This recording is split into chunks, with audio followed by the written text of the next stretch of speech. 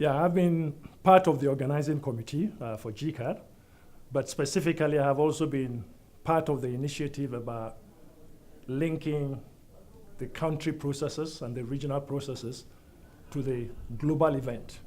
We want to really emphasize the fact that GCIAR 3 is not just an event.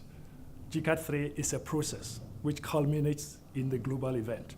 So I have been particularly facilitating the country consultations and the regional consultations, which have been developed in such a way that they all link up, to the global event. Now, the consultation was brought into the strategy process because we felt that the CG needs to have a much stronger alignment with national strategic agendas and national plans. And to be able to do that, you need to hear from the countries. You need to know what they are doing, what they are planning, and issues like that. So we selected 20 countries. We went through a process in which we selected 20 countries. These 20 countries are by no means the only places where the CG works, but we selected them to have a start-off activity to show how this integration element works. And of the 20 countries, 6 were selected as plus plus. We call them site integration plus plus. The indication being that those are test cases where we really must kick off what this site integration entails. And then there are 14 other countries. So together we have 20 countries. And as I speak, I think 18 of these countries have already gone through their first consultations. But the consultation is just the tip of the iceberg. That's just the first national consultation. The rest that follows is even more fundamental. But so far, we are very excited about that development.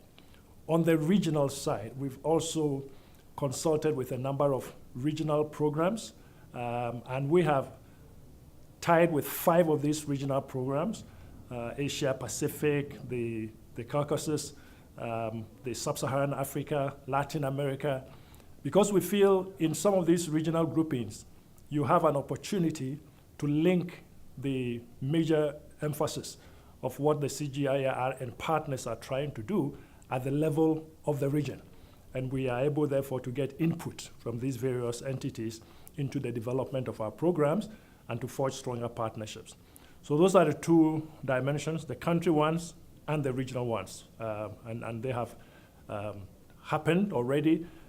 With the country ones, we have 18 done, so 2 remaining. The regional ones, we've done 4, so we have just 1, which is going to be done after this GCIAR event. There are two key things. One is just the interest that is expressed by the countries themselves. You go into any country and you basically let them understand what it is we're trying to do, and they say, oh my goodness, this is good that it is happening. Because they're all concerned about uncoordinated bits of work happening all over the place. And that includes even from the CGIAR, because we have a number of programs. So they see this as a good opportunity. But beyond that, the countries themselves also have their own strategic plans. And sometimes they wonder, is the CG operating outside our plan or in our plan? So we go to the country and we say, we want to work together with you to implement the strategic plans that you have. We tie the commonality between their strategic plan and the CGIAR strategy and results framework, and we are able to draw common interests from that perspective. The second key thing is from the investors, from the donors. The donors are very excited about this because once again, everybody is worried about lack of coordination and just too many dispersed actions happening. And so they see this as a way of linking initiatives that they themselves have embarked upon, trying to create donor coordination amongst themselves. So if you take a country like Nigeria, there is a donor coordination platform for food security, and that coordination platform was at the Nigeria event, and they were very excited. They shared what they are doing, and they said they want to see a very tight collaboration between what the site integration planning is doing and what they're doing. We had similar events like that in Ethiopia, in Tanzania, and in a number. So these 2 areas already tell us that we are on to a very good beginning with this initiative. Yeah, I think one of the key things that came out from today is really the participation in terms of certain stakeholder groups that were felt not to have been there adequately. I mean, one group that was mentioned, for instance, were the universities. You know, people were saying, well, the universities are not there. Even though they are there, people felt it wasn't quite strong, enough. And also the youth and women. It varies from country to country, but there are some countries where you found, the youth and women dimension was very, very minimal. So those are things where they say we need, moving forward, to find a way of strengthening this dimension and to be able to have a broader stakeholder base to be involved in these negotiations. But there's a lot of excitement because everybody is saying this is the way in which things should go into the future.